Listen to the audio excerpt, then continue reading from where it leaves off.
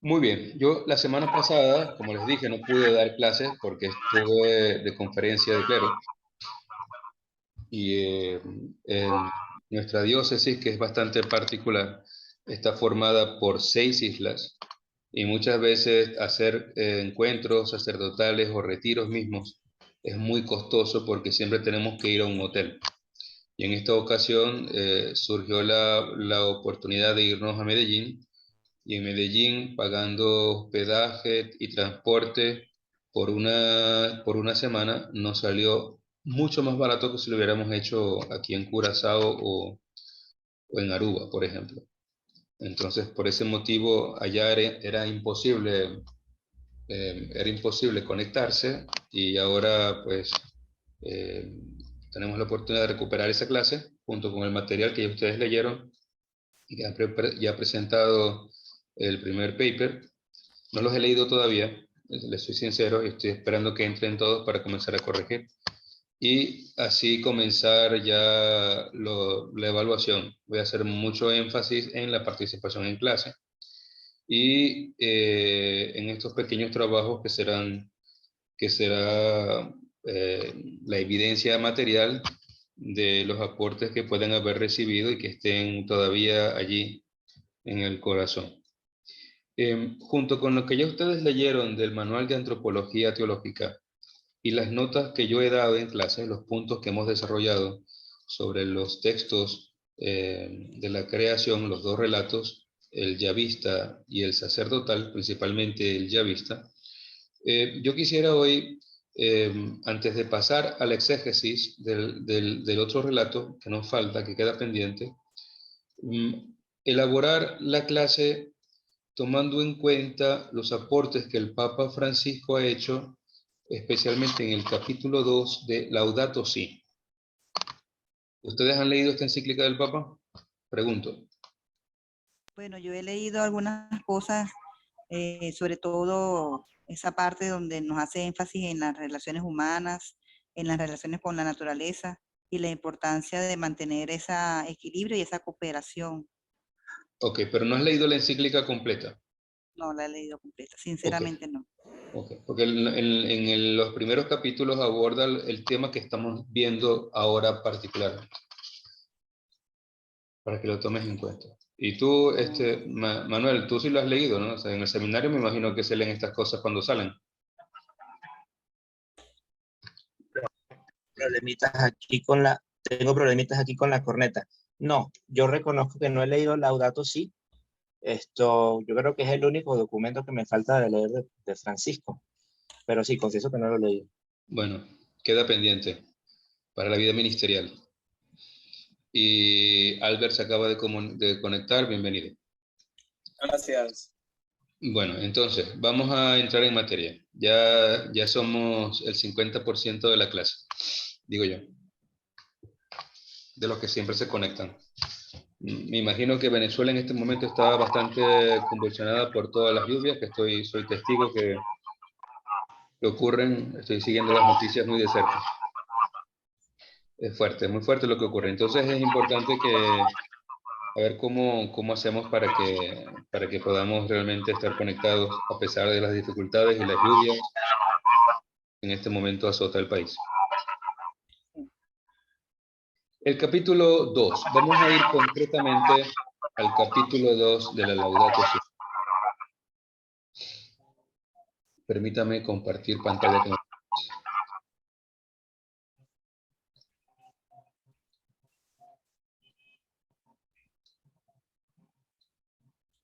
Okay.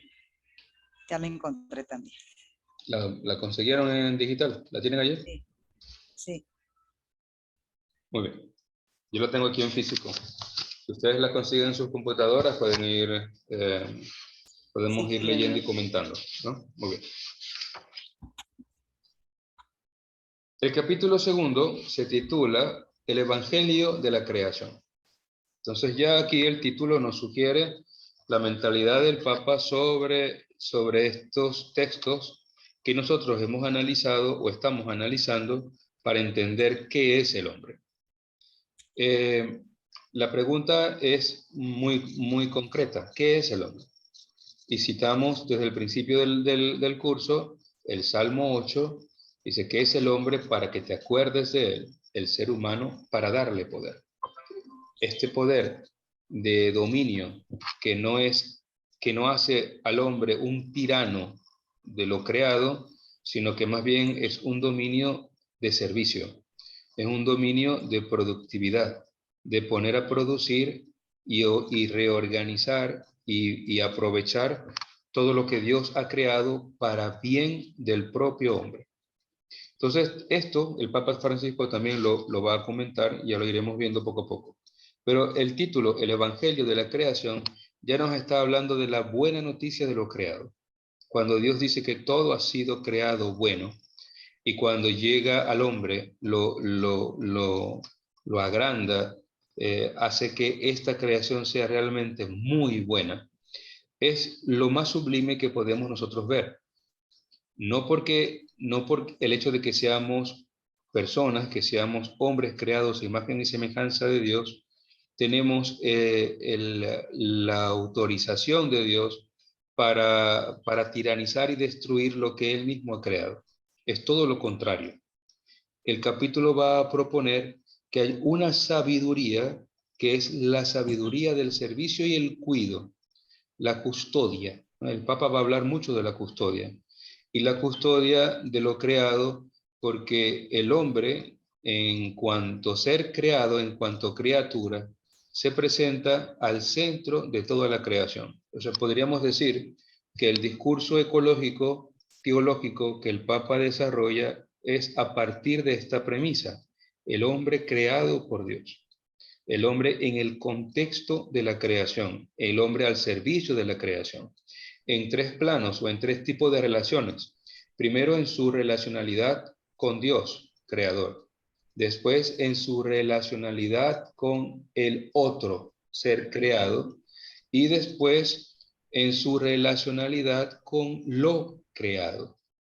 En estos tres niveles, el hombre tiene que aprender a moverse, tiene que aprender a poder ser servidor y poder ser el custodio, el tutor de toda la creación. Entonces, vamos a ir comentando este capítulo segundo, que a mi modo de ver no tiene desperdicio. Además, el Papa lo hace en un lenguaje muy agradable, muy fresco, menos pesado que muchos teólogos, y no por ello deja de tener fuerza y contenido dogmático. Profesor, disculpe la interrupción. ¿Qué documento estamos viendo? Sí, José, que llegaste tarde. Es el capítulo segundo de la Laudato Si. Ok. Busca en tu ordenador allí la Laudato Si en Google, la vas a encontrar en todos los formatos que se te ocurran. Descárgalo y lo vamos comentando. El capítulo segundo. Yo lo tengo de otras clases. Ya vamos para allá. El Papa comienza hablando sobre la crisis ecológica. Nosotros, creo que ante esto nosotros tenemos desde la semana pasada algo que nos está hablando aquí en la oreja, en la pata de la oreja, que es muy fuerte. Es verdad que una catástrofe natural no se puede evitar, eso es verdad. Pero cuando es por causa de la negligencia humana, allí hay unos matices muy fuertes, muy fuertes. Leí un artículo, no estoy 100% seguro que sea así, pero igual lo leí, que dice que los desastres que han ocurrido en el estado de Aragua se hubiesen podido evitar si no existiese la minería ilegal del níquel. Es lo que se dice. Entonces, no hay certeza científica ni periodística, no hay fuentes, no hay fotografías, pero bueno, es lo que se dice. Y como todos sabemos, si el río suena es porque piedras trae. Pero demos el beneficio de la duda ante todo lo que se presenta. El hecho de que se haya dañado una gran parte, una gran dimensión de todo lo creado, ya da pie a que cuando comience la naturaleza en sus ciclos normales los ciclos que hay en Venezuela y en la mayoría de los países de Latinoamérica que se encuentran en la zona central, en la zona tórrida, porque al norte y al sur se dan las 4 estaciones. Pero cuando están los periodos de sequía y lluvia, pues ya todo el mundo sabe qué es lo que tiene que hacer, más o menos, ¿no? Y haber desarrollado esta minería ilegal que está destruyendo todo el ecosistema en el estado Bolívar, y ahora se ve cómo se afecta la creación y la naturaleza en el estado Aragua, cómo el agua ha ido tomando probablemente sus cauces naturales, pero también por haber destruido los filtros naturales que detenían las aguas en sus procesos normales. Esto es algo que hay que tomar en cuenta. No tenemos que ir muy lejos. Recuerden todo lo que pasó en el estado Vargas. Sí, Básicamente igual, todavía está presente. dejando de lado, claro, lo de la minería ilegal, que es como el boom de esta última etapa de la administración pública. No quiero entrar en muchos detalles porque no quiero politizar la clase, pero es algo a lo cual no podemos estar ciegos, es una realidad. Hoy también leía la noticia de que se ha encontrado una gran veta de oro que es enorme, y hay videos que circulan ya en las redes sociales como hay personas que están rompiendo las pepitas de oro que son del tamaño de 4 kilos de carne, una cosa así enorme, y están llenando contenedores con este oro que se está sacando del subsuelo venezolano. Todo esto habla y amenaza con la destrucción y una crisis ecológica que se va presentando y que se va a seguir presentando si no se toman medidas. ¿Por qué hay que tomar medidas?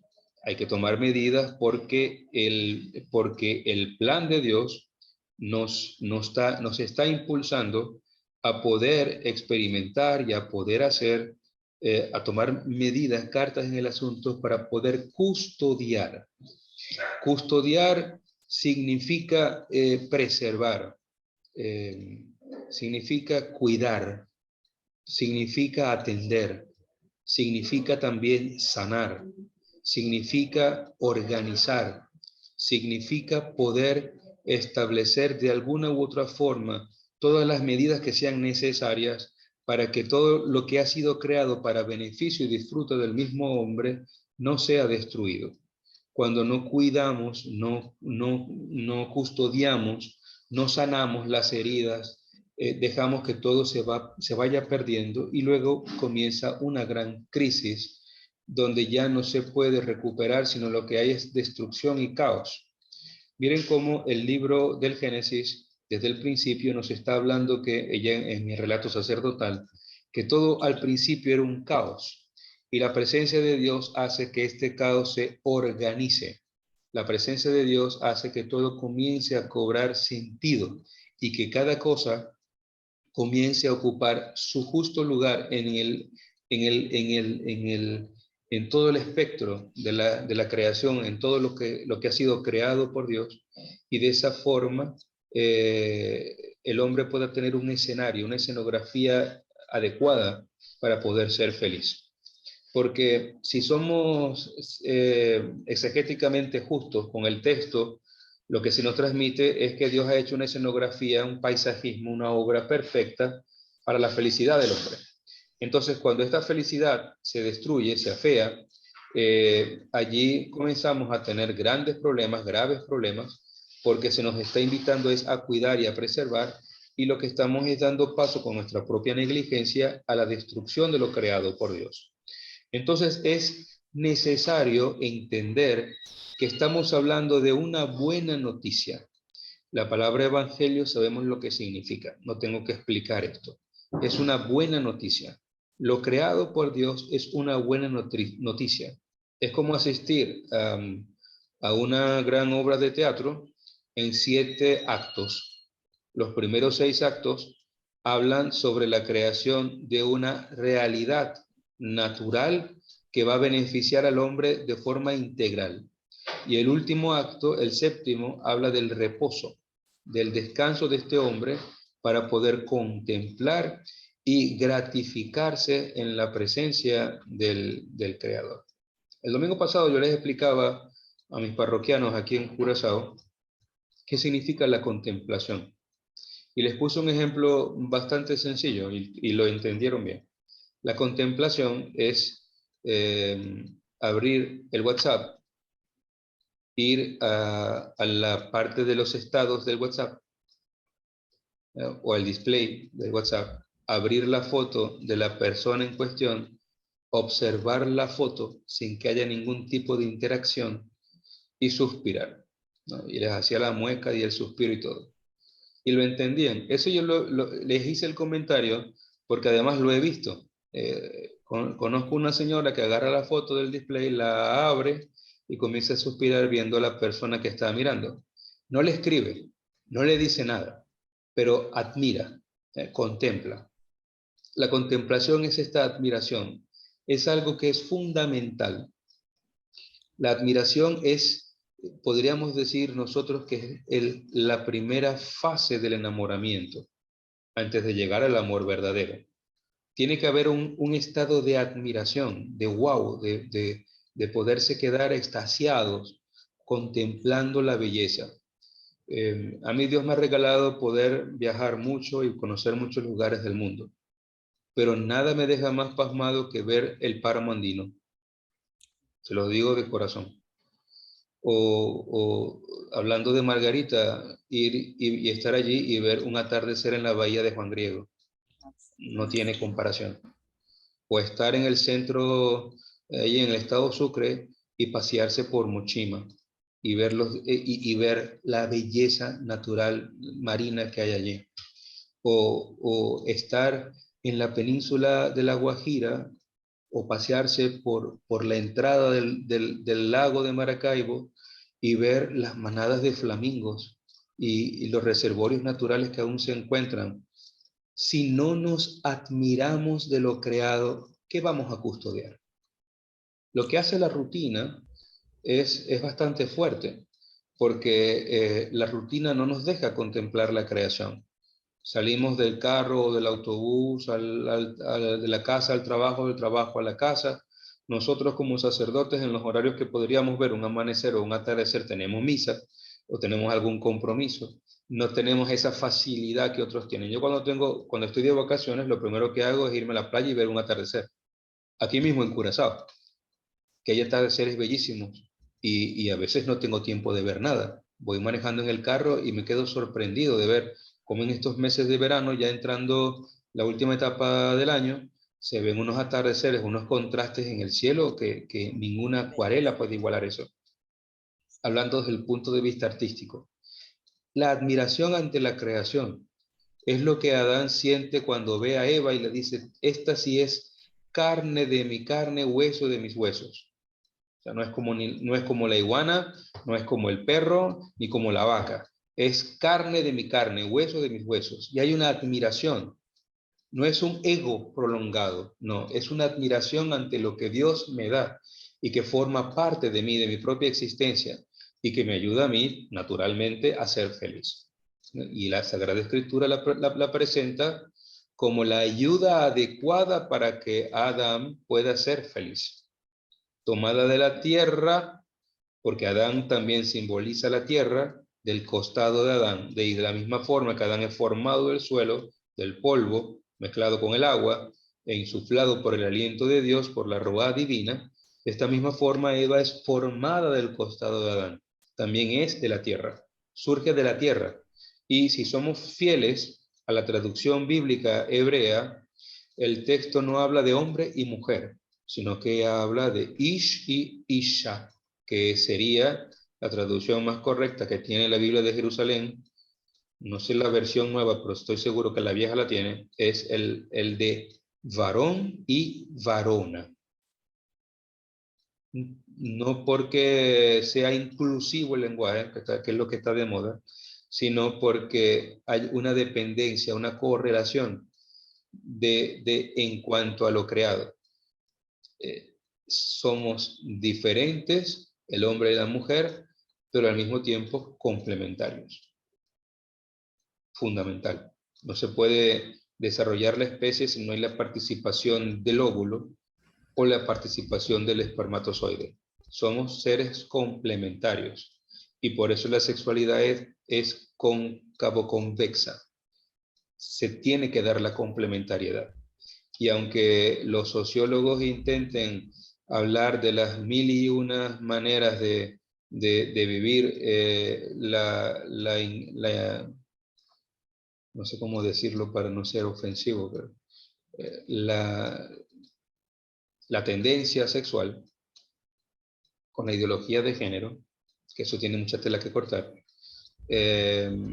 somos hombre y mujer. No se puede ser de otra forma, porque biológicamente seremos así y en las situaciones que se presenten en nuestra vida, o iremos al urólogo o iremos al ginecólogo, pero no hay un médico intermedio para los no binarios. Es importante que comencemos a ser muy prudentes sobre estos temas, pero al mismo tiempo también muy serios a la hora de defender la visión de la Iglesia sobre la sexualidad humana, que forma parte de la creación. Y esto no se puede obviar. No podemos tapar el sol con un dedo. Y no estoy siendo excluyente. Yo quisiera que en los lugares donde comienzan a hablar de una forma bastante extraña, porque de ella y todo ese rollo, lo único que yo saco es un dolor de cabeza. Cuando comiencen a hablar de la verdadera inclusión, pongan críticas, por ejemplo, que nuestros templos estén preparados para poder recibir a las personas con discapacidad física.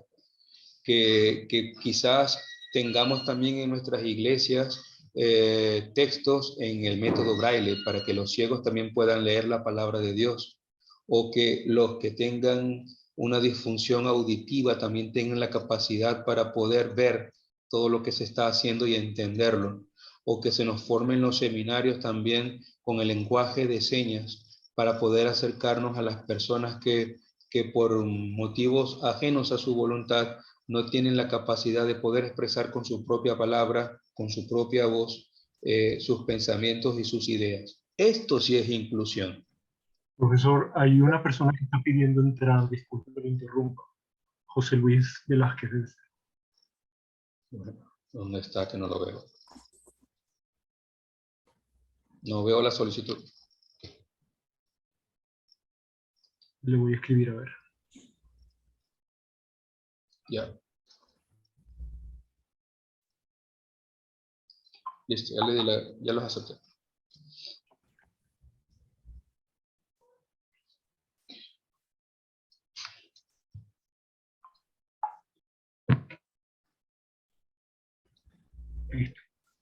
Ok.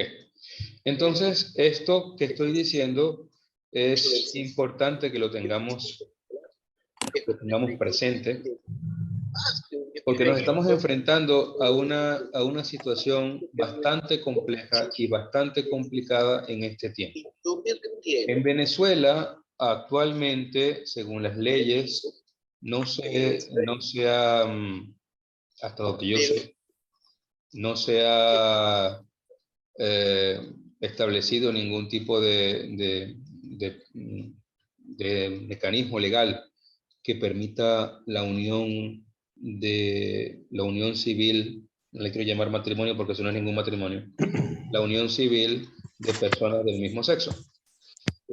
Aquí en las Antillas sí, aquí sí es legal. En Bonaire, por ejemplo, Bonaire tiene legalmente, Bonaire, que forma parte de nuestra diócesis, tiene como identidad legal, es un territorio ultramarino de Holanda.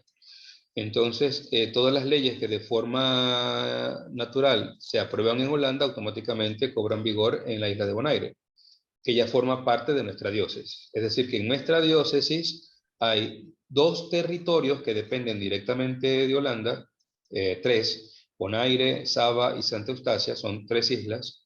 Bonaire es la más grande, la más habitada de esas 3, donde se aprueba la unión civil de personas del mismo sexo.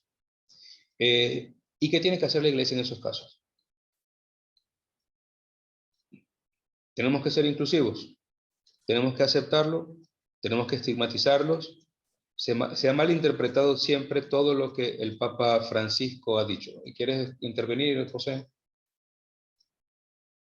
¿Tienes la mano puesta? No, eso soy yo. Se ha malinterpretado todo lo que el Papa Francisco ha dicho en esta materia. Porque obviamente los periodistas lo que están buscando es simplemente como que una excusa para poder plantear toda la ideología. Y el Papa Francisco lo único que ha hecho es decir de forma muy pastoral lo que la Iglesia siempre ha dicho.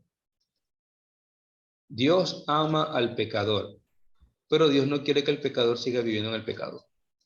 Y esto la Iglesia siempre lo ha dicho. Dios ama al pecador, pero quiere que el pecador se convierta y viva.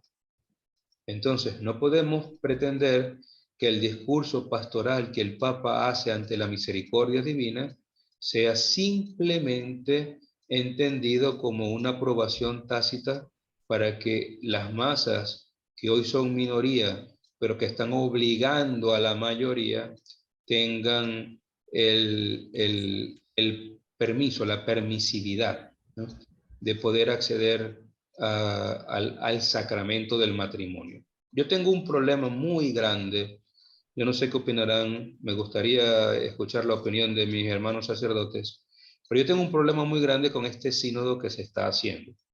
Sobre todo aquí, el movimiento LGBTQ, ZW, Y, R, lo que sea, porque ya tiene demasiadas letras en el rabo, han pedido que se apruebe la unión sacramental de personas del mismo sexo. La iglesia alemana, que es cismática, y las que le rodean, en Bélgica, la iglesia belga, están en una crisis muy grande. Los obispos belgas, junto con los alemanes, han diseñado sacramentarios para poder bendecir las uniones de personas del mismo sexo, dándole un carácter sacramental a esta unión.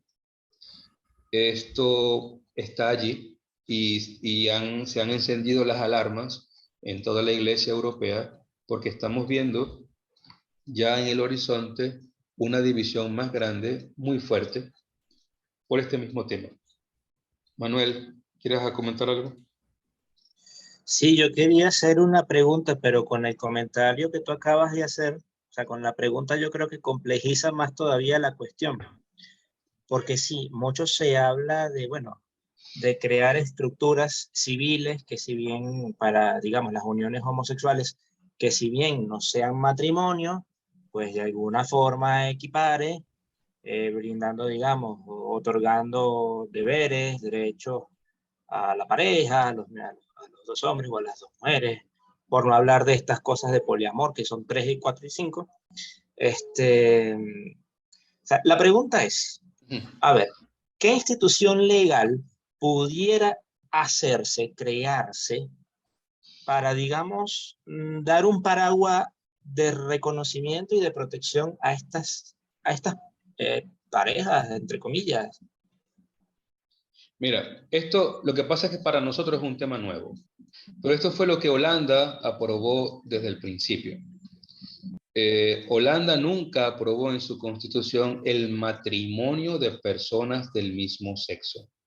Lo que se aprobó fue un acuerdo de convivencia donde las personas que cohabitaban tenían derecho a heredar bienes y los beneficios propios de una persona casada.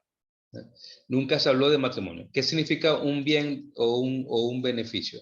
Significa que yo puedo heredar propiedades y que yo puedo beneficiarme del seguro de vida, de la pensión de viudez, de la pensión de vejez, porque yo cuidé a esa persona durante toda su vida, que probablemente su familia, cuando esta persona salió del closet, le dio la espalda, pero fue siempre conmigo. Entonces, lo que el Papa sí ha dicho es que hay que reconocer algo, un mecanismo, como tú mismo has dicho, de tipo legal, que le dé, que le dé algún tipo de reconocimiento de tipo humano a esa persona que ha pasado su vida con esta otra y ha muerto. Que tengan su lugar en la sociedad, que puedan tener bienes comunes, que puedan comprar juntos una propiedad. Ahora, una cosa es dar este reconocimiento legal y otra cosa es hacer uso de este reconocimiento legal para la adopción de hijos, para la constitución de una familia, para pensar que esto ya es solamente, que esto es suficiente para poder hablar incluso de una práctica sacramental.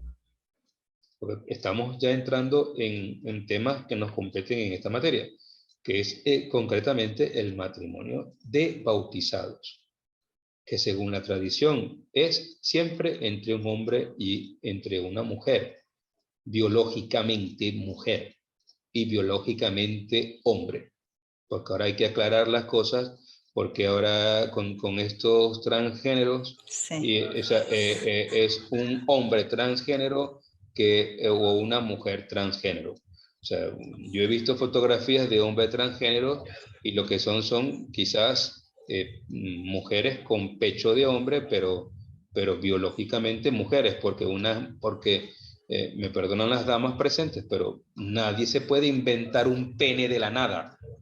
O sea, a no ser que le hagan una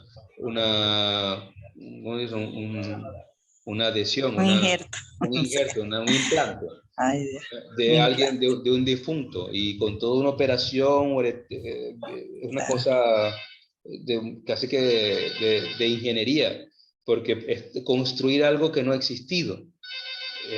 ¿Cómo nosotros podemos hablar de estas cosas? Porque un hombre cambiarse a mujer quizás sea más fácil, porque es una castración.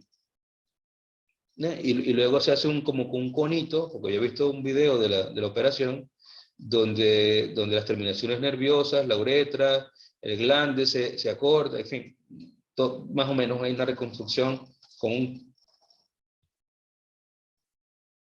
Texto ya de iglesia. Ah, ya Aló, llegó. volví. Aló. Perdónenme que Aló. cuando la señal está débil, va y viene, Sí. pero sigue grabando. Bueno, ¿en qué me quedé? En el conito. Entonces, eso se podrá inventar, pero lo otro no. O sea, por muy avanzadas que sean las técnicas de reasignación sexual, ese que ha sido reasignado sexualmente tendrá que ir siempre o al urólogo o al ginecólogo. No hay para dónde coger. Porque probablemente Mónica González se le va a hinchar la próstata y el ginecólogo no la va a atender para el tratamiento de la próstata. ¿Me explico? O sea, hay cosas que Claro. van a ser siempre así, porque somos biológicamente hombres y biológicamente mujeres. Entonces, todas estas cosas que no son de todos estos argumentos que se dan, que son de tipo cultural, casi que impuestos, y ahora hasta hay chistes y parodias en torno a eso. Soy un hombre heterosexual, pero 50% fluido o heteroflexible, ya yo perdí la cuenta de todas las cosas que se dicen en la materia. Una chica heteroflexible que tiene una relación de poliamor entre una lesbiana y un chico heterosexual. Entonces ella fluye en medio de todas esas curvas. Sí.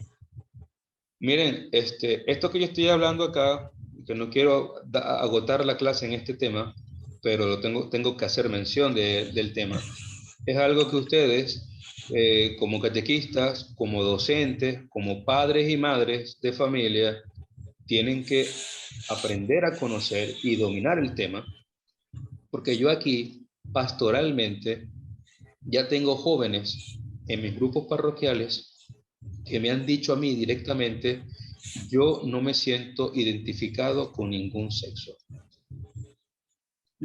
Una niña de 14 años ya me lo ha dicho varias veces, yo soy no binaria. Y hoy justo tengo que hablar con sus padres en la noche después de la misa. Otros han dicho abiertamente, no, a mí me gustan los hombres, no, a mí me gustan las mujeres. No, otro joven me ha dicho, yo quiero explorarlo todo. ¿Por qué? Porque la educación europea en toda su estructura, y aquí en las islas del Caribe, que dependen de Europa, la educación es el modelo europeo que se sigue, pues va en esta dirección.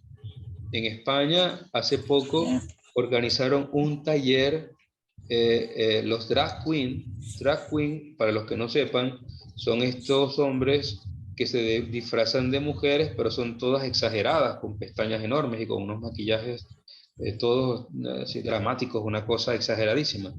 Bueno, una asociación de drag queens en España organizó un taller para niños y niñas para que aprendan el travestismo.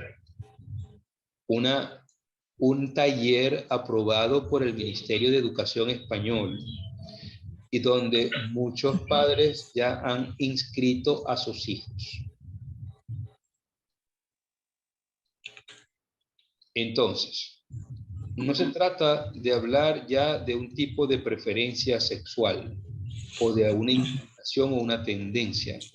Estamos hablando de cosas que son bastante perversas y que están tergiversando completamente el modelo creacional hombre y mujer, varón y varón. El lenguaje de Dios más inclusivo no puede ser, porque el lenguaje de Dios incluye a la persona en su totalidad, en su ser constitutivo formal. Y Dios lo que quiere realmente es salvar a la persona en su realidad histórica, en su contexto. Y todas las circunstancias de vida que le toca vivir a estas pobres personas son muy dramáticas y muy fuertes, porque hasta hace poco que todo lo que iba relacionado con el mundo homosexual, con el mundo gay, era prácticamente que estar en el anonimato y en círculos muy pequeños se daban grandes libertades para que la gente se pudiese expresar, etc. Pero es que ahora no es solamente así. A mí me han contado, y además he visto hasta videos, donde en España, principalmente en España, no conozco otras realidades, pero en España hay una ruta durante todo el verano que se van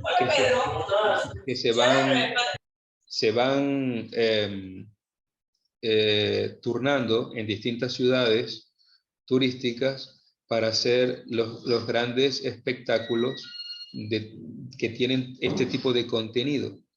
Y hay masturbaciones en escena, grandes masas, fornicaciones colectivas, la droga, la música, shows de techno con grandes juegos de luces, de luminarias, etc.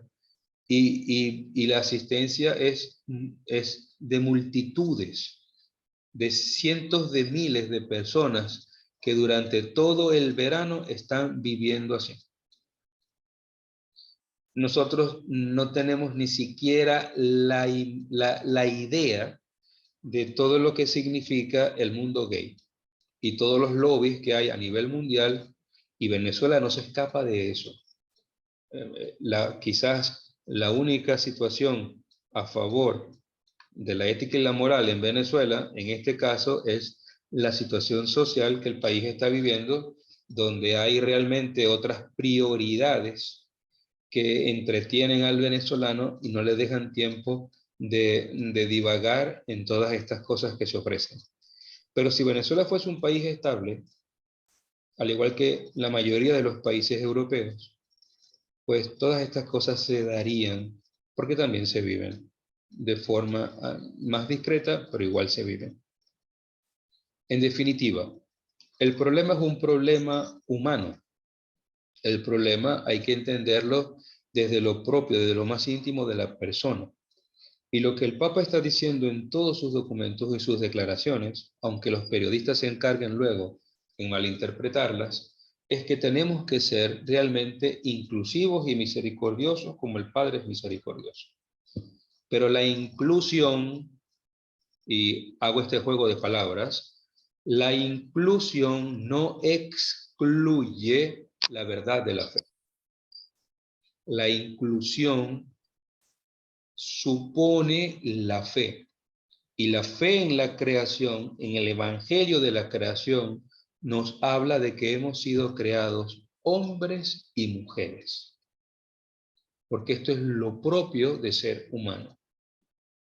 Hay un mínimo porcentaje en la población mundial de personas que nacen con distintas diferencias de tipo genético. Con situaciones que se podrían bien investigar en internet y que no hace falta mencionarlas en clase. Pero sí es muy importante que nosotros estemos atentos a todas estas cosas, porque como iglesia estamos llamados a defender la fe y a poder explicar de una forma muy concreta las situaciones de verdad que no se pueden diluir. El diálogo con el mundo no supone que nosotros tenemos que ir en detrimento de la verdad. Cuando yo dialogo con el mundo, dialogo con él para entenderlo. Y habrá cosas en las cuales yo tendré que matizar mi discurso para poder ayudar a los demás, pero lo verdadero y lo fundamental tenemos que defenderlo y preservarlo. Entonces, cuando alguien a ustedes les diga lo contrario, sospechen, duden, porque yo no puedo falsear la verdad de la fe. Yo no puedo arrancar el capítulo 6 de la primera carta a los Corintios o hacer una exégesis incorrecta de lo cual el texto mismo ofrece, argumentando cosas que son inargumentables. Por ejemplo, o yo no puedo quitar el capítulo 19 de Mateo o el Sermón de la Montaña, el capítulo 5, 6 y 7, donde también se habla de lo que se supone que debe ser el cristiano, porque sería mutilar la revelación bíblica o la que hemos recibido a través de los datos bíblicos y proponer un evangelio de tipo humanista que abrace los ideales humanistas y que se vaya separando gradualmente, progresivamente de la verdad del evangelio. Yo sé que lo que estoy diciendo puede parecer que yo soy muy radical. No lo soy. Créanme que no lo soy. Yo he sido educado en un ambiente de artistas. Yo hice mi bachillerato en una escuela equivalente a la Armando Reverón en Caracas. Yo como adolescente conviví con artistas. Para mí, junto con matemática y literatura, yo tenía que entrar a una clase que se llamaba dibujo analítico y tenía que ver todos los días o a una mujer desnuda o a un hombre desnudo para poderlo pintar. O sea, yo crecí en ese ambiente y créanme que cuando yo les digo que el burro es negro es porque tengo los pelos en la mano. Hay cosas en las cuales y a las cuales la fe no puede renunciar. Y nosotros necesitamos mantener un punto firme de arranque para luego poder dialogar con el mundo. Padre, esta vez quedó con artistas. ¿Aló? Ahora sí. Aló. A ver, habla José. ¿Está hablando algo? No, simplemente recordándole que usted estaba diciendo que convivió con artistas o convivió con los artistas. Para mí, y se quedó allí. Ok, sí, bueno, yo crecí en un ambiente de artistas. Yo estudié artes plásticas. No fue que mi vocación fue desde el seminario menor y a mí se me apareció la Virgen y el ángel Gabriel me dio un aletazo en la oreja izquierda. O sea, esa no es mi experiencia. No sé si la de algún otro padre sí, tuvo una visión, una cosa de luz LED, tridimensional. Yo nada de esas cosas. O sea, muchas veces la gente tiene unas ideas muy erróneas de lo que es la vocación. O sea, yo estoy muy contento con ser presbítero. Tengo ya 14 años de ordenado, casi 15. Y le doy gracias a Dios. No, o sea, yo no me imagino viviendo de otra forma que no sea siendo presbítero. Y estar dedicado a las cosas que me dedico, de tipo pastoral. Estoy contento a pesar de todos los fracasos que haya podido vivir en el ministerio, que también los he vivido, no sería la persona que soy si no hubiese pasado por todas esas pruebas, en lo humano y en lo espiritual. Estoy muy contento con eso. Pero yo no puedo tampoco divorciarme de mi pasado, es lo que me contextualiza. Yo soy quien soy con todo el resumen histórico. Y en el mundo Sí. de las artes plásticas, créanme que la vaina no es como la pintan. Eso es perversión total. Y es lo más normal.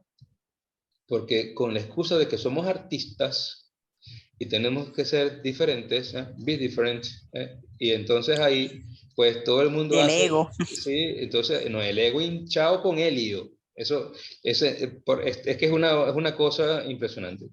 Entonces, eso lo conoce quien lo vive. Todo lo demás puede ser simplemente una idea, una aproximación, una cosa. Entonces, allí, a mí Dios me regaló poder hacer una síntesis entre la teología y el arte.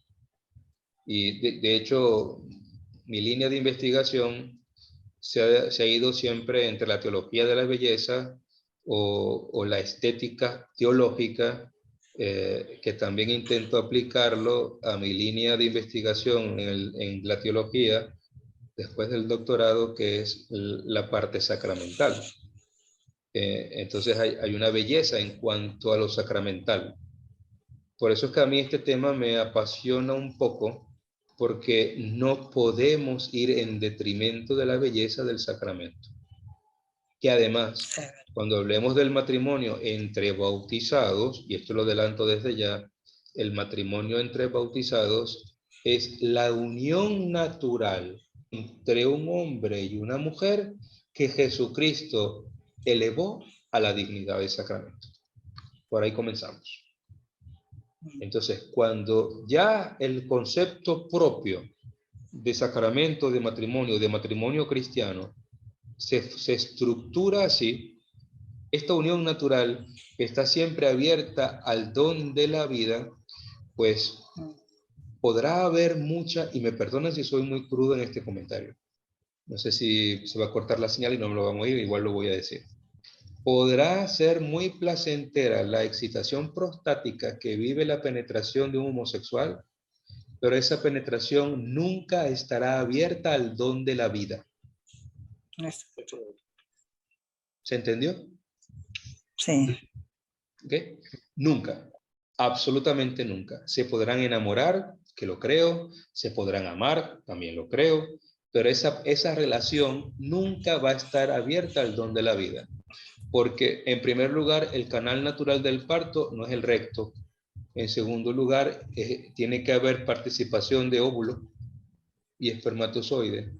Y tiene que haber un periodo de gestación, a no ser que la ciencia haga posible que en el intestino grueso pueda gestarse la vida. De resto, y perdónenme que sea muy crudo, tampoco puedo dejar de ser maracucho. O sea, eso Claro. es una mezcla bastante condensada. Órganos de los patitos. Entonces, esta es la realidad. Dios nos ha hecho hombres y mujeres. Y este tema es un tema muy debatible, actualmente de moda, está en tendencia, todo el mundo habla de ello, y pueden buscar y van a encontrar trabajos muy serios donde desmontan una a una las premisas de la ideología de género y explican dónde surge la ideología de género y cuál ha sido el fin primordial de esta ideología que los grandes lobbies internacionales están usando para poder desmantelar y realmente destruir la institución más importante que tiene el mundo entero y la iglesia, que es la familia. Que es la familia. Padre, No, pero, una inquietud. Perdón. Sí, dime. No, disculpa, los mujeres primero, las damas primero. Bueno. Sé de casos de, por ejemplo, una mujer que tuvo sus hijos y luego de sufrir la separación del esposo, quedó sola con los hijos, pero luego se enamoró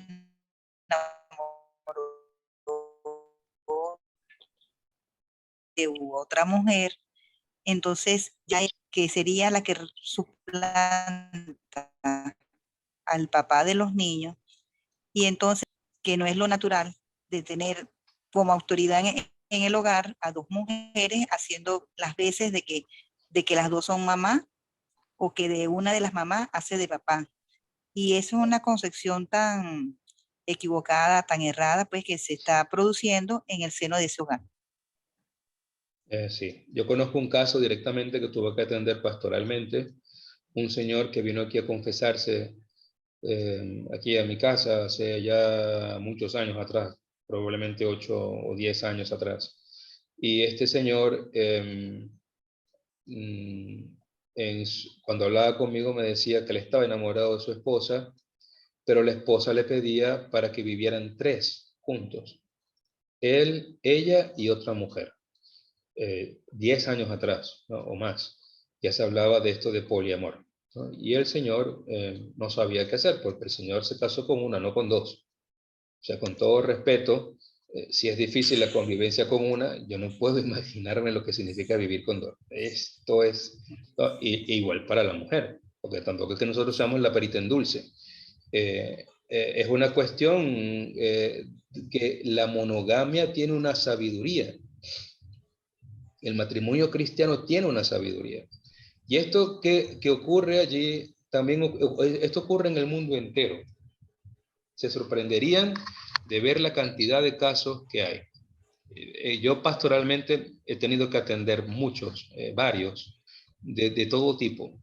Y es muy fuerte la situación. Y también es muy fuerte el sufrimiento, porque hay sufrimientos que están ahí metidos como una espina en el corazón. Ante el rechazo, ante todo lo que se va estableciendo, y realmente uno no se puede separar completamente de la persona. Bueno, es importante. ¿Tú querías comentar algo también, José?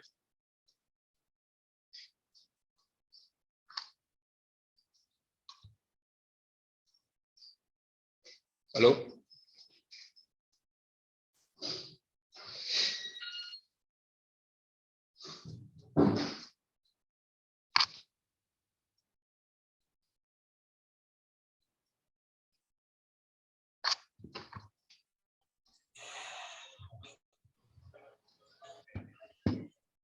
Paciencia.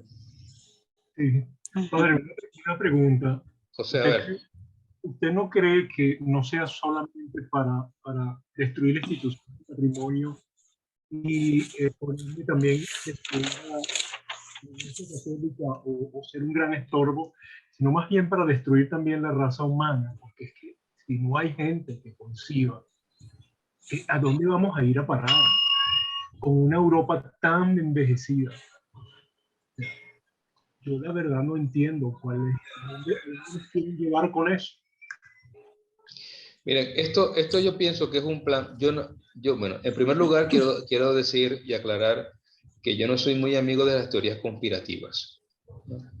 Todo lo que es teoría conspirativa a mí me suena a series de Netflix o Marvel. Lo aclaro desde ya. Pero sí hay algo, tiene que haber algo que se ha escapado de las manos, y hay cosas que ya no se pueden controlar tan simplemente, porque se está viendo como países muy emblemáticos de Europa, como España, Francia, la misma Canadá en América del Norte, Italia, Australia también, están ofreciendo a personas que vayan a vivir en sus territorios, pagándoles, dándoles propiedades para que repueblen zonas que se han quedado solas. ¿Por qué? Por la poca densidad en la tasa de natalidad que tienen estos países, y porque la población se ha envejecido. Esto es muy serio. Son cosas que no se hablan siempre o mucho o públicamente. Aquellos que investigan pueden tener mayor acceso. Pero Europa no solamente es un país que se ha envejecido, sino que es un país que no se ha renovado, no tiene, o sea, tiene la tasa de natalidad más baja en el mundo entero. Entonces, claro, entran también todos estos problemas que hay en el Medio Oriente y en los países que se encuentran actualmente en conflicto, y las grandes masas que se han ido desplazando gradualmente al continente europeo, de personas o pueblos étnicos que sí, que sí tienen hijos. Que, por ejemplo, los musulmanes, ¿cómo han ido conquistando los territorios? Pariendo. Es verdad que hay guerras muy cruentas en Siria, la guerra entre Israel y Palestina, que parece no terminar nunca, pero realmente los musulmanes tienen otro plan de ataque, que es la de ir y repoblar teniendo familias numerosas. Y entonces estas cosas los europeos lo ven y ahora se asustan. Y no lo van a solucionar simplemente con formular y aprobar leyes donde se prohíbe el velo en las escuelas o en los espacios públicos, porque no se trata de eso. La cosa es mucho más profunda. Lisbeth. Ajá, padre. Cuando usted hablaba de los que no están abiertos a la vida cuando son del mismo sexo, eso es obvio, ¿no? Pero he tenido la oportunidad de conversar con algunos muchachos con esta tendencia, y ellos me dicen que eso no es mayor problema porque ellos pudiesen adoptar los niños. Entonces yo les digo, pero es que un niño criado en un ambiente donde hay 2 mujeres o 2 hombres, eso no es correcto, porque es que le va a faltar algo a ese niño durante esa crianza. Y eso lo podemos ver los que hemos crecido en una familia constituida. Y me sale con que, bueno, pero si en algunos países aprueban la ley del aborto, que no desean los niños, ¿por qué negarle a una pareja de este tipo que sí quiera adoptar a un niño, mientras que por otro lado los están matando? Entonces se vuelve complejo la situación con ellos por los derechos que exigen, ¿no? Es otro tema. O también allí entra en juego lo que pasa aquí en el Caribe, que es lo de los vientres de alquiler. Esto es un problema que no termina nunca. Y yo no sé si ustedes saben, pero muchas de las parejas del mismo sexo que viven aquí en las Antillas holandesas han ido a Venezuela, a Caracas, a buscarse un vientre en alquiler. Y obviamente la paga es buena y controles médicos de primera, etcétera, pero lo han hecho. Entonces, el problema ético y moral es bastante fuerte. Y nosotros tenemos que dar un paso adelante. Primero, un mea culpa y reconocer que no estamos preparados para este combate. Tenemos que renovarnos en nuestro pensamiento. El diálogo con todas estas realidades significa conocerlas, escucharlas, porque hay personas que viven esta situación, pero de alguna forma que nosotros no podemos explicar, tienen un sentimiento que aún les une a Dios y tienen necesidad de Dios. Está el mundo ateo, que también está de espaldas a Dios y que no tiene ningún interés en escuchar nada sobre Dios, rechazan a Dios. Pero hay otras personas que no, por el contrario, en su situación se sienten solos y buscan a la iglesia. No sé si la aprobación del pecado o la aprobación de su modo de vivir, pero en todo caso buscan a la iglesia, y hay personas que están dispuestas incluso a obedecer a la iglesia, pero si caen en manos de una señora o de un señor o de un sacerdote moralista que no está abierto al diálogo, y en lugar de escucharles y orientarles gradual, con paciencia y con toda la mente positiva que puede existir, lo que hace es, como nos ha dicho el Evangelio de estos días, nosotros tenemos la llave del conocimiento y hemos cerrado con llave el baúl y tiramos afuera la llave, y no entran ni ellos ni nosotros.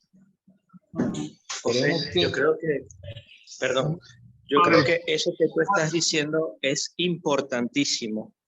Yo, bueno, en los pocos mesecitos que tengo yo de ordenado, he tenido la oportunidad de confesar y de más o menos dirigir espiritualmente a varios muchachos homosexuales, muchachos y muchachas. Y mira, ellos literalmente lloran cuando yo, o sea, les muestro cercanía, o sea, y no es una cuestión de compadecerlos, ay, pobrecito tú, maltratado, incomprendido, ay, no sé qué, pobrecito tú.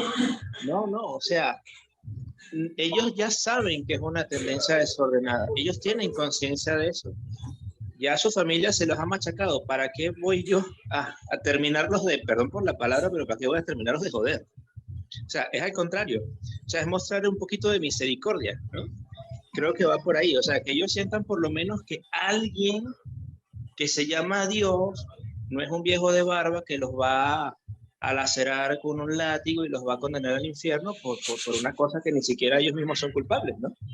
Sino al contrario, o sea, Dios sabe por qué eres así, por qué hace lo que haces, etcétera, etcétera, sin sentirse juzgado ni nada por el estilo, sino simplemente, bueno, acogidos simplemente, sujetos de misericordia, más nada.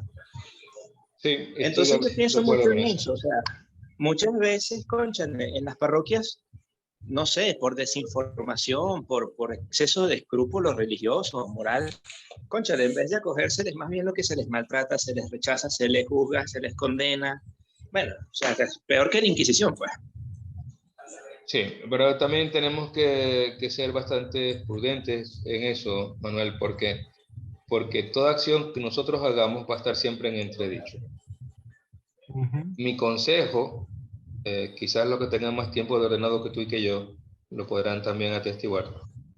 Pero mi consejo es que cuando vayas a hacer algún tipo de pastoral, aunque sea en el área sacramental a través de la confesión, no seas tú solo, sino que haya siempre alguien que haga equipo contigo para que puedas también brindar un apoyo a los demás y al mismo tiempo defiendas tú el ministerio, porque siempre puede haber alguno que malinterpreta la cosa. Entonces, cuando hay un equipo pastoral que se encarga del cuidado espiritual, psicológico, lo que sea, entonces es más prudente. O sea, nosotros estamos en una situación muy vulnerable y esto es importante que lo entiendan ustedes como laicos también. Como presbíteros estamos llamados a ser misericordiosos, pero haciendo eco de lo que dice Manuel, tampoco podemos ser pendejos. Ser misericordioso no es ser bobo. Ser misericordioso es curar la herida y ayudar a la persona a que pueda vivir profundamente su fe en su condición. Porque si somos honestos, el Señor invita a vivir en la santidad tanto al heterosexual como al homosexual. No porque yo soy heterosexual voy a vivir en el pecado porque nada malo me va a pasar, porque es lo aprobado por Dios. O sea, el pecado es el pecado. Yo lo que puedo es matizar las situaciones que se dan en torno al pecado. Pero Dios quiere que también el heterosexual viva en castidad. Y Dios quiere que la gente pueda vivir con dignidad la unión, que puedan santificar las uniones, que puedan vivir la vida matrimonial de una forma plena en la gracia del sacramento. José Luis.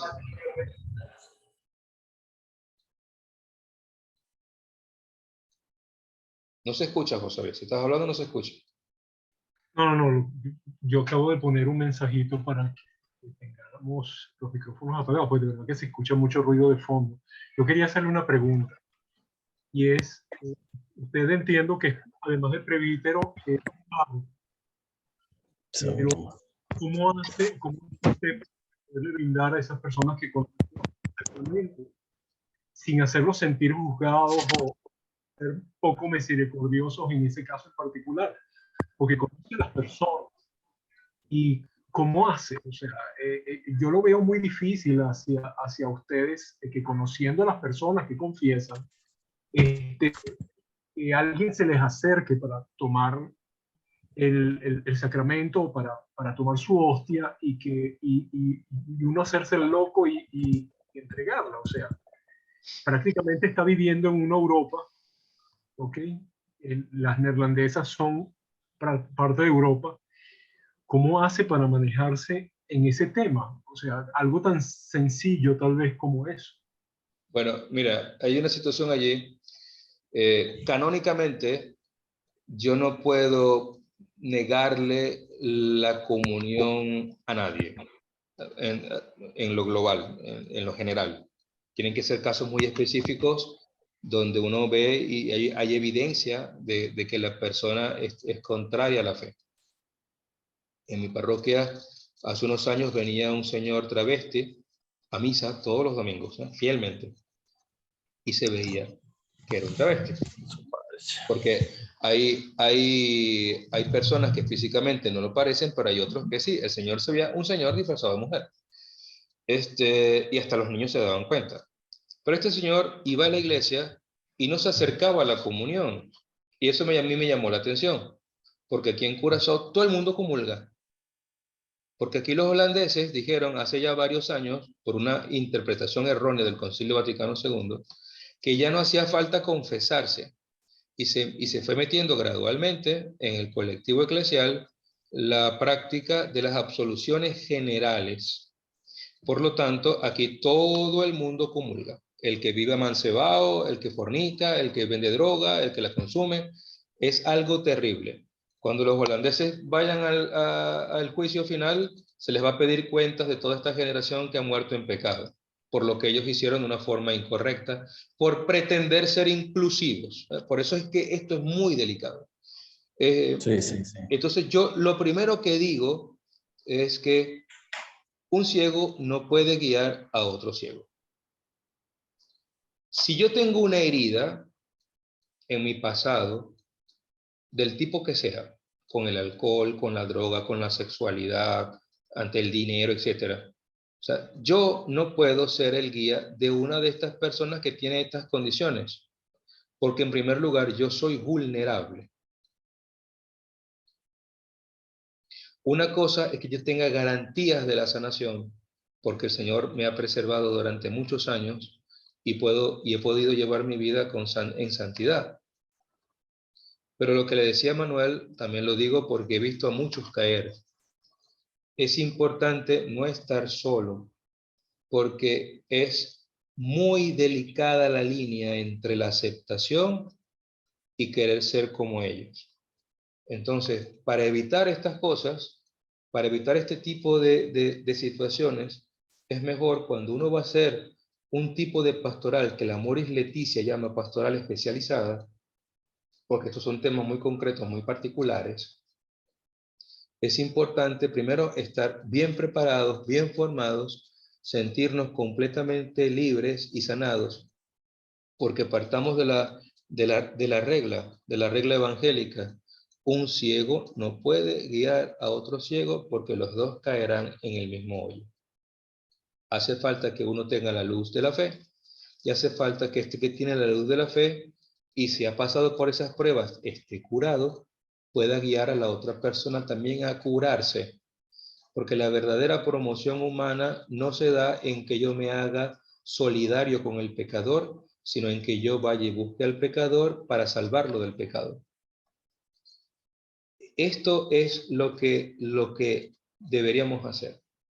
Y entonces para poder llegar a este nivel, hace falta también que tengamos una gran libertad humana para no rechazar y estigmatizar a las personas, pero al mismo tiempo saber y sentirnos dueños de nosotros mismos para saber hasta dónde nosotros podemos llegar para no traspasar esa línea tan delicada y nos puede meter en una situación de conflicto interno también para nosotros, porque es difícil, es muy difícil.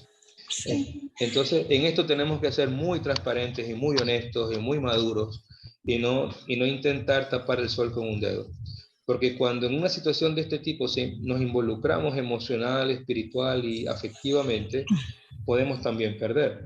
O sea, imagínate, tú eres completamente heterosexual, pero la pastoral especializada que estás haciendo es para salvar a las prostitutas. Atento. Porque es que el diablo no te va a tentar si no es en tu propia debilidad. Y si no estás fuerte y estás tú solo, vas a caer.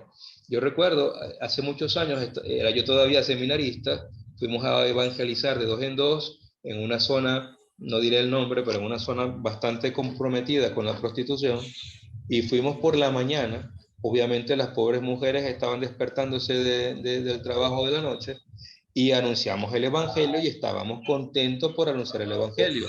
Cuando ya nos íbamos, que nos dieron agua y sacaron refresco y todo, sale la dueña del prostíbulo, del burdel, y dice a Vox Populi, ¿ustedes son seminaristas? Y todos dijimos, sí, somos seminaristas. Y entonces nos dice la señora, bueno, vengan esta noche que para ustedes va a ser gratis. Entonces, hay que ver las cosas como son. O sea, no nos podemos meter tampoco nosotros en la boca del lobo, porque Claro. nos come. Me explico lo que quiero decir. O sea, tenemos que ser muy maduros y saber hasta dónde podemos llegar. Y saber cuáles son los límites. Porque las pastorales especializadas, sobre todo en esta materia que es tan delicada, hace falta de gente que tenga la personalidad forjada al fuego, que sea fuerte y que tenga la gracia y el auxilio de Dios para no dejarse seducir por todas las ofertas engañosas y seductoras que presenta el mundo. Y hablo no solamente desde la teoría, sino también desde la práctica vivida y sanada por el Señor. Así que esto es importante. ¿Por qué hablamos de todas estas cosas? Pareciera que la clase gira en torno solo a eso. Estamos hablando del hombre, de la persona humana. Estamos hablando de la persona. Cuando nosotros vamos a salvar, salvamos hombres, salvamos personas, salvamos a mujeres, a niños concretos. Hay que salvar a la persona. Y la persona está condicionada por una multiplicidad de condicionantes que muchas veces nosotros no tenemos idea porque solamente tenemos la perspectiva del moralismo que nos mete en un embudo y pensamos que todos tienen que ser de una forma y hacemos de una situación que puede tener otro tipo de solución a nivel pastoral, una regla o una camisa de fuerza donde pretendemos amarrar al loco y dejarlo inmóvil sin que pueda expresarse y sanarse de otra forma. En esto nosotros tenemos que tener algo que se llama, que el Papa Francisco ha llamado la conversión pastoral. La conversión pastoral es fundamental. Aparecida también habla de esto.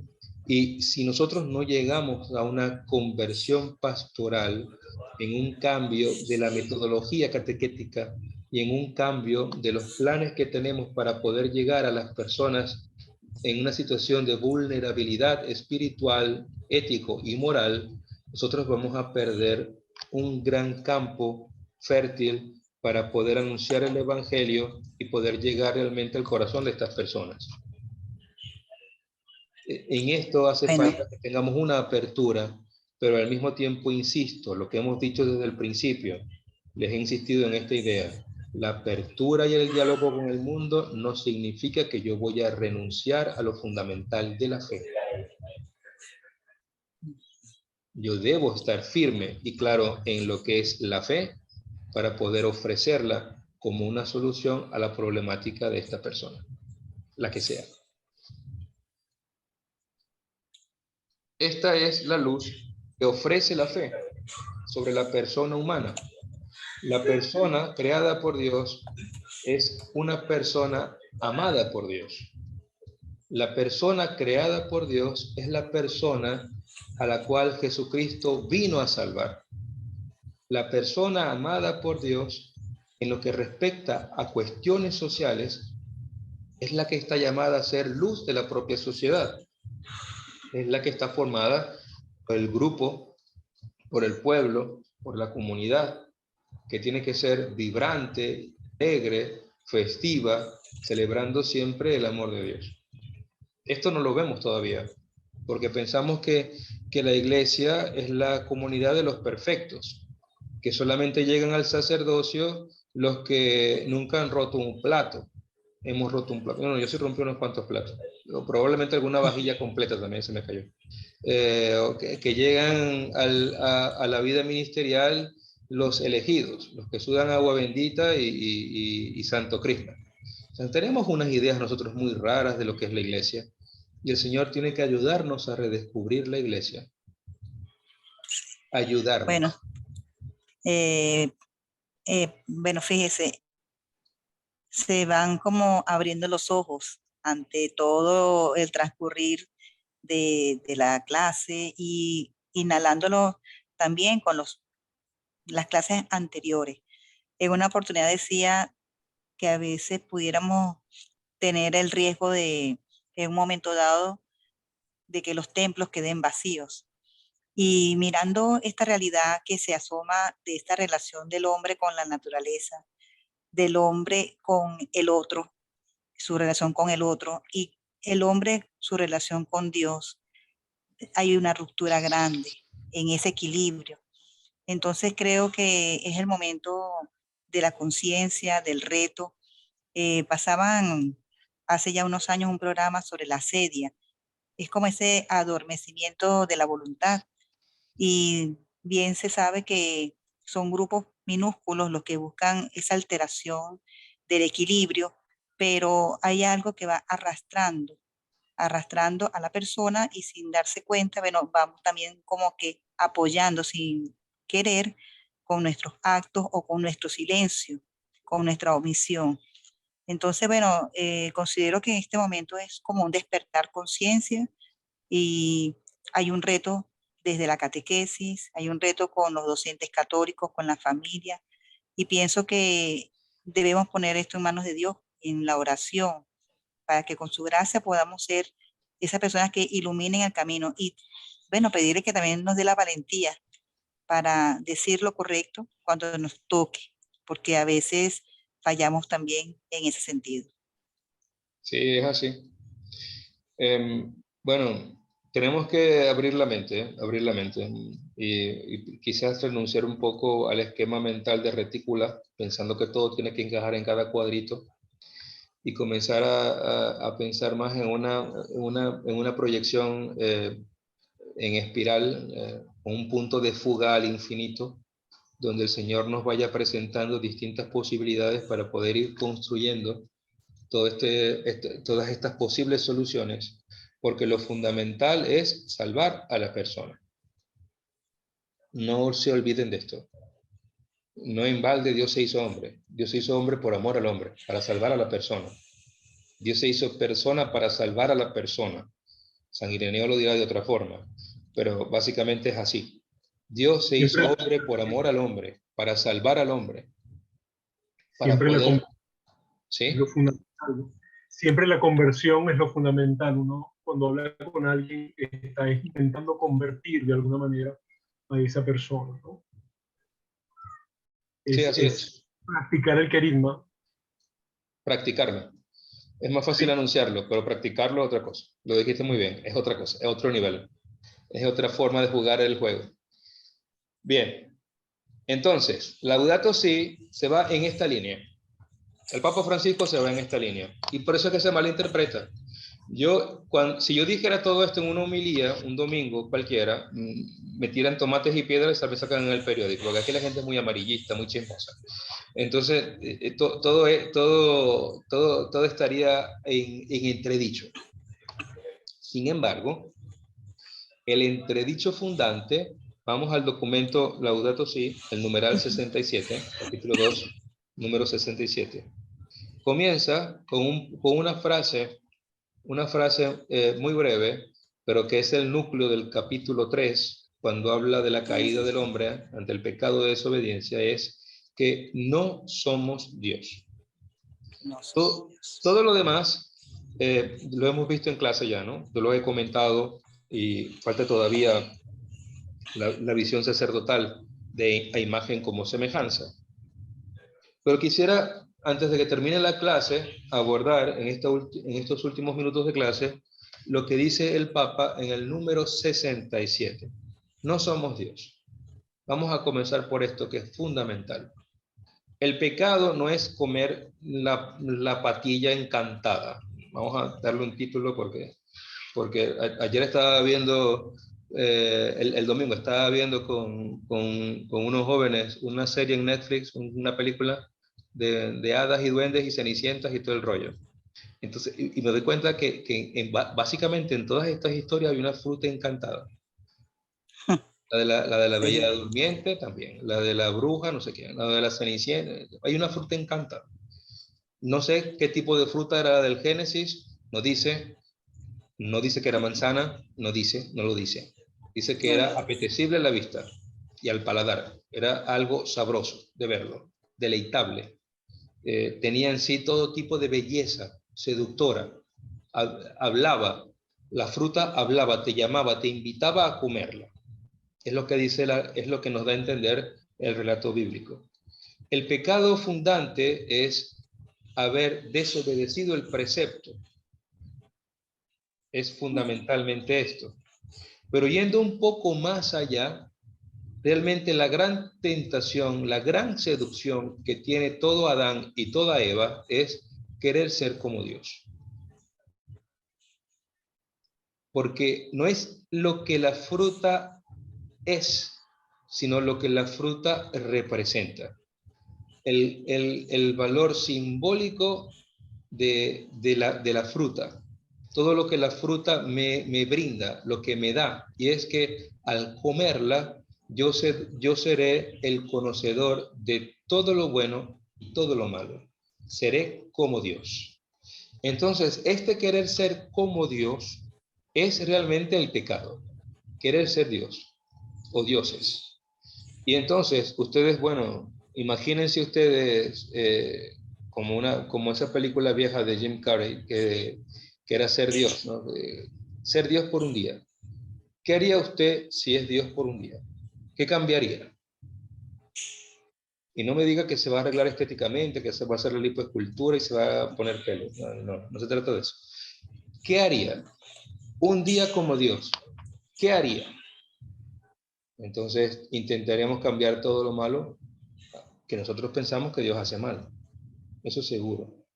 Y entonces escuchamos los discursos de los niños pobres de África que pasan hambre, y de las ballenas y los delfines maltratados, y de los pajaritos que están en jaula, y el dairén, y la cosa, y la maraca. O sea, todo lo malo que hace Dios. Y el gobierno, y Maduro, y los chavistas, y la vaina.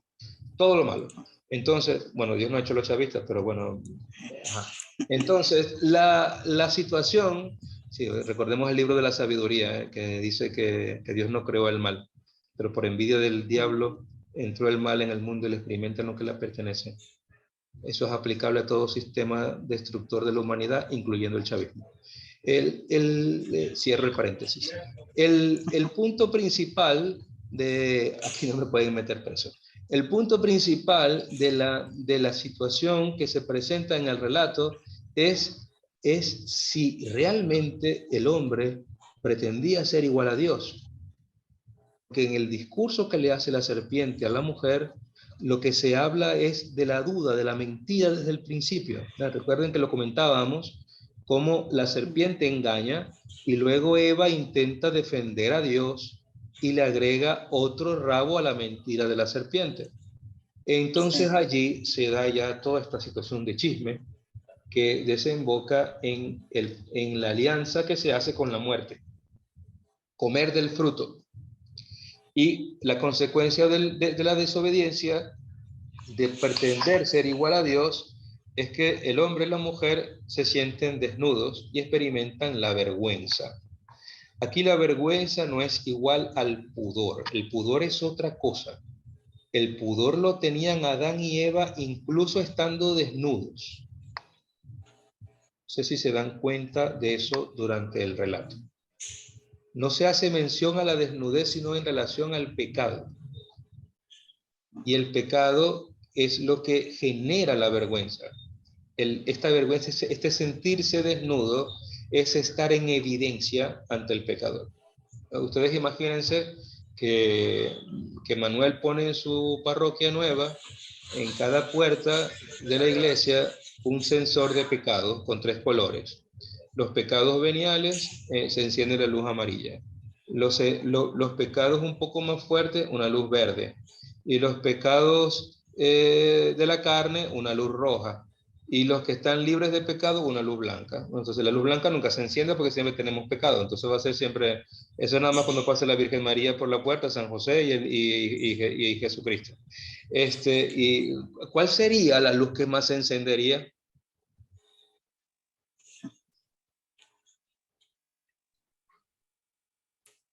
¿Cuál sería? Lo que pasa La es que todo roja. desde el punto de vista de cada uno, yo creo que sería multicolor, menos blanco. Es, problemático responder eso, ¿no? Es problemático, porque quedamos en evidencia nosotros. ¿Qué se encendería? Se encendería algo interesante, y que sería el ego.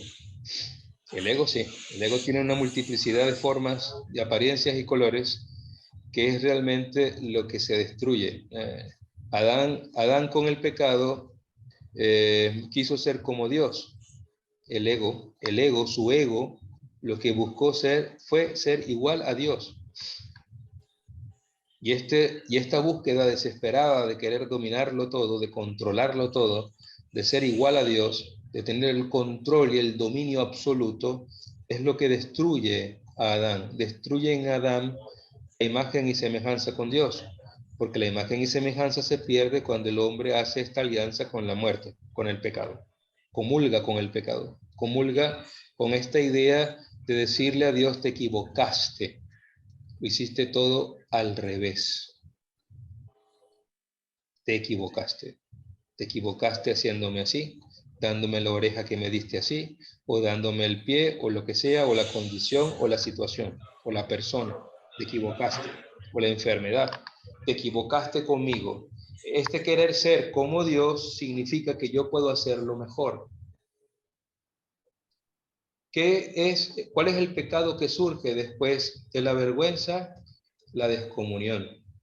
La descomunión con Dios, la descomunión con lo creado y la descomunión con el otro. Recuerden estas tres situaciones vitales que ya describimos al principio.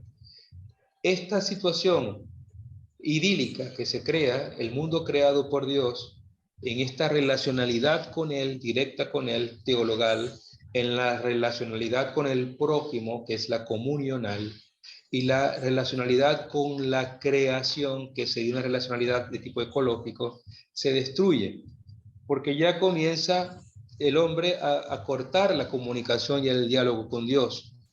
Por eso la vergüenza. Se destruye la comunión con el prójimo, cuando dice Adán: la mujer que tú me diste. Y luego se destruye toda la relacionalidad con la creación, cuando la misma Eva dice: la serpiente que tú creaste. Estas frases no están en la escritura por casualidad. Estas frases están allí porque expresan este sentimiento de muerte que se da en el corazón de toda persona cuando experimenta el pecado. Cuando nosotros pecamos, y pecamos gravemente, y no sé si ustedes tendrán este tipo de experiencia de pecado grave, nosotros tenemos la idea o la sensación de que estamos en evidencia ante los demás y que la gente tiene la capacidad de ver hasta nuestro interior y descubrir que hemos pecado. Por eso el sentimiento de exclusión, de autoexclusión. Yo me aparto y me autoexcluyo porque yo me siento en evidencia con el pecado. Luego, esta situación de pecado automáticamente me separa de los demás. Tenemos que estar muy viciados o muy heridos o cauterizados, como se dice en el tema de la conciencia moral, para no sentir esto. Pero lo más normal es que ante una situación de pecado grave, no solamente nos remuerde la conciencia por haber cometido algo materialmente grave, sino que también tenemos en nuestro corazón esta sensación de que nos descubren, de vergüenza, y por eso el pecador lo que intenta es tapar, lo que intenta es esconder, mentir, disimular las cosas, y por eso es que Adán se esconde, y Eva se esconde también. Curiosamente, entrelazan las hojas de la higuera. La higuera en todo el Antiguo Testamento es el árbol del amor, curiosamente. Imágenes que se encuentran a lo largo de la Escritura, principalmente en el libro del Cantar de los Cantares. Pero se tapan, se cubren, están desnudos. Esta situación es de gran responsabilidad, porque ya están ahora en una situación donde ya no es necesario, perdón, ya no es suficiente el trabajar y cultivar la tierra. Antes Adán hacía estas cosas con amor. Ahora es un castigo. Y comerás el pan con el sudor de tu frente. Y parirás a los hijos con dolor. Hay una situación que se experimenta como consecuencia de esta muerte, ante la cual Adán y Eva han sucumbido por la desobediencia al precepto primordial de no comerás del árbol. Entonces, aquí estamos ante una situación donde el hombre, a pesar de su situación de pecado y de haber experimentado de alguna forma el perdón de Dios, automáticamente queda excluido del plan de Dios pero como consecuencia de su acción, y no como algo que el mismo Dios deseaba. Porque Dios desde el principio ha hecho todo para que el hombre, hecho a su imagen y semejanza, lo mejor de la creación, sea feliz. Esto que parece un discurso, un cuentecito, realmente es un gran discurso de tipo existencialista. Si lo entendemos en el justo sentido, nos damos cuenta cómo realmente esta es la experiencia de nosotros al pecar. San Pablo lo va a decir de una forma muy bella en el capítulo 7 de la carta a los Romanos. No entiendo mi proceder, no lo entiendo. Realmente no lo entiendo, porque queriendo hacer el bien es el mal el que se me presenta. Experimento en mis miembros una ley de pecado. Esta ley de pecado Pablo la va a llamar concupiscencia. Esta ley de pecado es lo que va a hacer en Pablo algo que le va a hacer, que le va a hacer como implosionar. Porque cuando Pablo se encuentra con la misericordia de Dios, descubre que ya no es él quien vive, sino que es Cristo que vive en él. Pero antes de que Pablo llegue a esta conclusión, él tiene que hacer una experiencia de pecado. Tiene que descubrir que hay un pecado en sus miembros que no tiene justificación. Y pecamos. ¿Y quién puede con los desórdenes hormonales que podemos tener? Porque a veces dejamos por alto el dato biológico. No es que yo sea muy lujurioso, no, es que yo tengo una producción excesiva de testosterona. Y a lo mejor puede ser un desorden hormonal.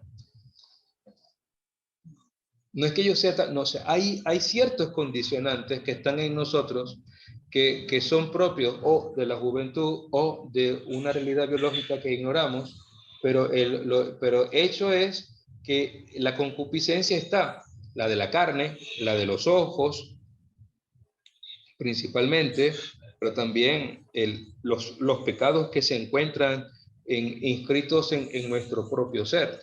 Todos rezamos antes de comenzar la Eucaristía por los pecados de omisión y pedimos perdón por los pecados de omisión. Qué poco hablamos de los pecados de omisión. Qué poco. ¿Y qué es un pecado de omisión? Les doy solamente un ejemplo, lo demás ustedes pueden deducirlo fácilmente. Los pecados de omisión son aquellas cosas buenas que están a nuestro alcance poder hacerlas y no las hacemos porque no queremos. ¿Cuántas veces no hemos pecado de omisión? ¿Cuántas veces no hemos dejado de hacer el bien que está a nuestro alcance? Anteponiendo un criterio, una idea, un juicio, un prejuicio. Siempre intentando justificarnos ante lo que puede hacerse o puede desarrollarse. Siempre cuestionando o juzgando a los demás. Entonces, a veces nuestros pecados son más de omisión que de la carne. Omitimos al prójimo en sus necesidades, omitimos la voluntad de Dios y simplemente no la queremos hacer o no cumplimos lo fundamental que sí está a nuestro alcance, pensando más en lo que no podemos hacer que en lo que sí podemos hacer. Es algo que quizás merezca un poco de atención. En todo caso, esta realidad de pecado pues nos está invitando a todos a poder mirar nuevamente al Creador. El hombre, esclavo al pecado, el hombre, sujeto de pecado, tiene que ir de una forma gradual y progresiva encontrándose con el Señor. Es lo que dice la Gaudium et Spes, es lo que dice la Lumen Gentium, documentos que a lo largo de la teología tendrán que leer repetidas veces. Es lo que nos dice la Iglesia.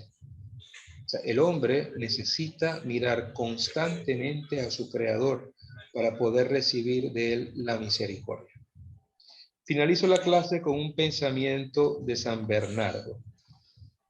No sé si se los he comentado ya porque estoy dando este mismo curso con los seminaristas en el seminario de aquí de Curazao y creo que se los dije a ellos o se los dije a ustedes, no sé, igual lo repito. En el Salterio, los libros del Salterio, el volumen 3, en la tercera semana, miércoles de la tercera semana del tiempo ordinario, está la catequesis patrística de San Bernardo. Y San Bernardo habla sobre la realidad del pecado. Y dice lo siguiente: me remorderá mi conciencia después de haber cometido un gran pecado. Obvio, me remorderá mi conciencia, pero no perderé la paz, porque sé que tus llagas liban amor por mí. Y luego al final de esa misma catequesis dice, mi único mérito es la misericordia del Señor. Cuando yo leí eso por primera vez en mi vida, consciente de lo que leía, porque desde hace muchos años leo el Salterio y rezo con él, a mí se me abrió un mundo maravilloso. ¿Por qué? Porque realmente después de cometer un gran pecado nos duele la conciencia.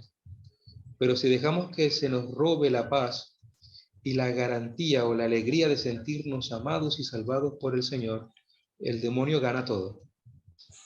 Entonces, lo que dice San Bernardo es bellísimo, porque está diciendo, claro, el pecado que me produce esta tristeza óntica espiritual me sumerge en una situación de sufrimiento y tristeza.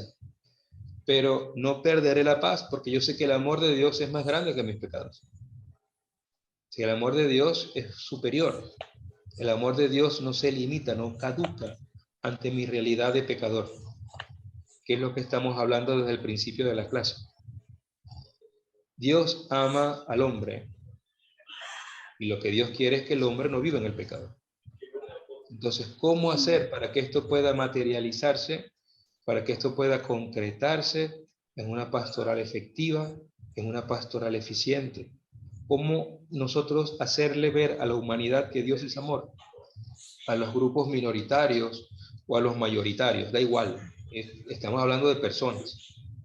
¿Cómo hacerle ver a todas estas personas que están viviendo una vida llena de múltiples heridas, que el amor de Dios puede curar esas heridas? Que el amor de Dios es más grande que todas las heridas juntas y es mucho más grande que de todo aquello que ha causado esa herida. Lo puede curar, lo puede hacer nuevo todo.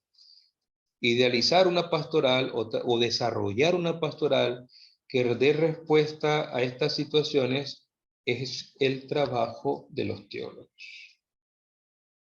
Así que ustedes no se conformen con aprenderse los libros y los manuales de memoria, porque esto tiene que ser teología para la vida y para la vida práctica de la iglesia.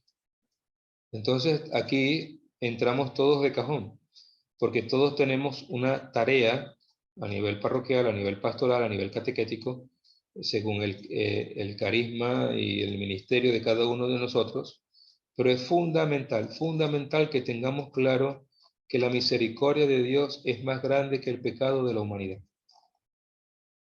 Porque si nosotros no tenemos claro esto, lo que vamos a hacer es una especie de inquisidores bien formaditos en lo académico, pero con muy poca pericia en lo pastoral, que en definitiva lo que busca es salvar a la persona creada a imagen y semejanza de Dios. ¿Se entendió? Sí, señor, claramente. Sí, señor. Fuerte y Sí, claro. se entendió.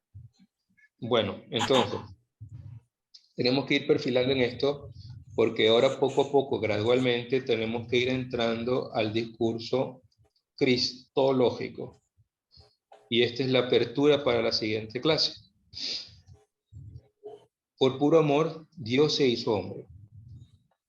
Por puro amor. Ya nos vamos a adentrar, vamos a entrar prácticamente en el Adviento. El Adviento está ahí dentro de un par de semanas. Ya el próximo domingo es 31 y quedan 2 semanas más, 32, 33, el 34 ya es Cristo Rey y la siguiente semana Adviento. ¿Y qué celebramos en el Adviento?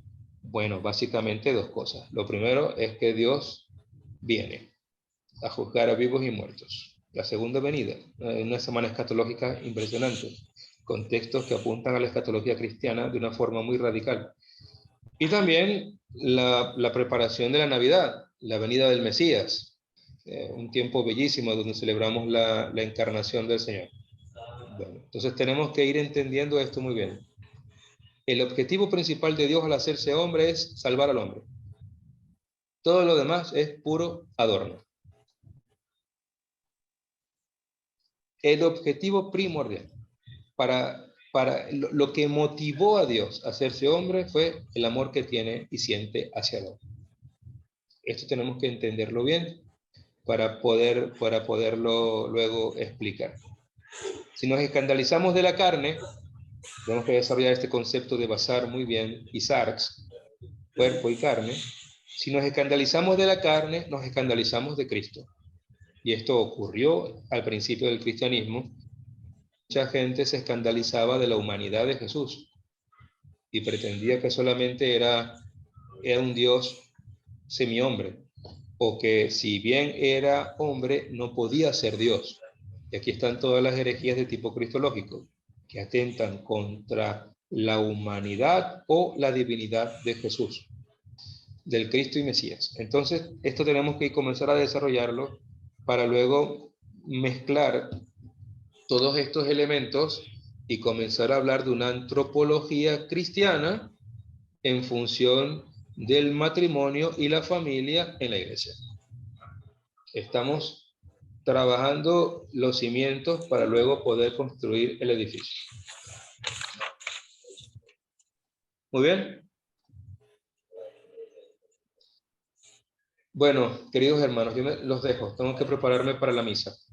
Y estoy en la etapa culminante, en el fin de temporada. Vamos a hablar aquí en lenguaje un poco más moderno.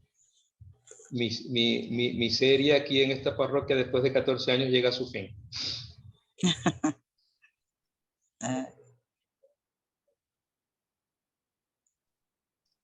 Ok, para la próxima semana les prometo haber leído todos los trabajos. Tienen la dirección, le corregí porque faltaba la G al final Sí. y algunos me di cuenta de lo que escribían y por eso automáticamente reaccioné y corregí el correo. Los que no han podido hacerlo todavía, envíenlo, lo iré leyendo. Yo este siguiente domingo voy a ir a Estados Unidos, pero desde allá sí me puedo conectar. Voy a estar en Houston, de Dios mediante, porque tengo que acompañar a un equipo en una conferencia y desde allá veremos Dios mediante la clase. Espero que no haya ningún problema de conectividad allá en Estados Unidos. Y bueno, ya me ven así, estoy aquí con un pie aquí y un pie allá. Así es la misión de la iglesia. A mí me toca de esta forma, ustedes tendrán que hacerla de otra forma, cada quien en el contexto que el Señor permite. Y es importante que tengamos esta misión de apertura, a ir a todas partes y anunciar el Evangelio donde toque y corresponde. Yo aprovecho también para descansar unos días, porque después de 14 años estaré una semana sin tarea pastoral y al volver a la isla ya asumiré en la nueva parroquia. Felicidades. Muchas bendiciones. Sí, a la expectativa, porque siempre el cambio es fuerte, aunque confieso que es el primer cambio que voy a vivir en el ministerio. Porque después de 14 años, esta ha sido mi única esposa, ¿verdad? Y ahora me van a dar otra. Bueno. ¿Ya conoce la parroquia donde va a ir o es sorpresa todavía? No, ya lo sé decir, se llama Nuestra Señora de Altagracia. Allí mismo. Aquí mismo en Curazao, sí. No me cambian de isla. Me quedo aquí. Ahora voy a estar junto con la comunidad dominicana, de dominicanos. Bueno, me despido entonces.